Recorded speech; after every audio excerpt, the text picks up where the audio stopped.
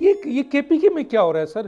وزیر اعلیٰ کہتا ہے کہ گورنر کو کہ میں تمہیں گھسنے نہیں دوں گا، بلاول کو گھسنے نہیں دوں گا، تمہیں اگر میں چاہوں تو تمہیں گورنر ہاؤس میں نہیں گھسنے دوں.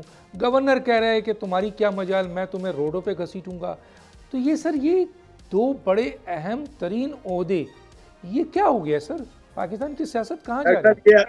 یہ ہماری بدقسمتی ہے کہ اس وقت کے پی کے اندر ایسی حکومت اور ایسی شخصیت ایز اے وزیر اعلیٰ ہے کہ میرے کاغذوں میں اگر آئیں تو میں اس کو ایز اے منسٹر جو ہے نا دیکھنے کا روادار نہ ہوں. اس کو آپ نے چیف منسٹر جناب آپ کے بانی تحریک انصاف نے بنا دی ہے. اب وہ سارا دن بڑھ کے مار کے وہ تھکتا نہیں ہے، تھوک سے پکوڑے تلتا ہے، ہوا میں فائر کرتا ہے، پھوکے فائر لگا رہتا ہے سارا دن.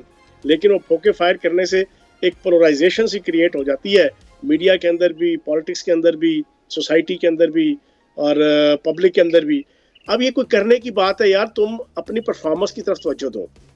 میں اس معاملے میں مریم نواز صاحبہ کو پلس پوائنٹ دوں گا کہ وہ خاموشی سے لگی ہوئی ہیں پچھلے 3-4 مہینے سے اپنا کام کرنے. انہوں نے نہ کسی مخالف کو چھیڑا، نہ کسی پی ٹی آئی کو چھیڑا، نہ بانی تحریک انصاف کو چھیڑا، وہ کام کرنے لگی ہوئی ہیں.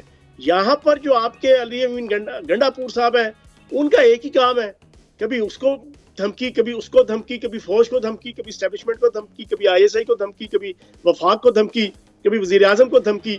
عجیب و غریب، میں کہتا ہوں ٹوپی ڈرامہ اور ایک تماشا، ایک دادی ویڑا ماسی ویڑا بنایا ہوا ہے انہوں نے. اب کوئی تک بنتی ہے یار تم گورنر کے ساتھ پنگے بازی کرو. سب کو پتا ہے یار، میڈیا سے لے کے پولیٹیکل کارکن سے لے کے عام بندوں کو بھی پتا ہے کہ گورنر کی ڈومین کیا ہے اور وزیر اعلیٰ کی ڈومین کیا ہے.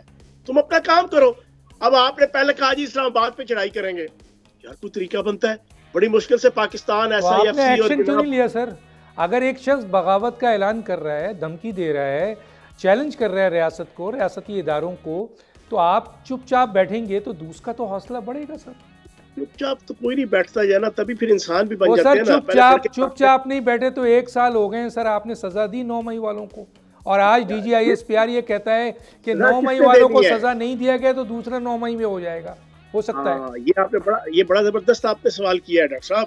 سزا ڈاکٹر دانش نے دینی ہے یا فیاض الحسن چوہان نے دینی ہے؟ کس نے دینی ہے؟ یا جنرل عاصم منیر نے دینی ہے؟ کس نے دینی ہے؟ یا D P I S I نے دینی ہے؟ سزائیں آپ کی عدالتوں نے دینی ہے. سبسکرائب کریں اور بیل دبائیں تاکہ کوئی خبر رہ نہ جائے.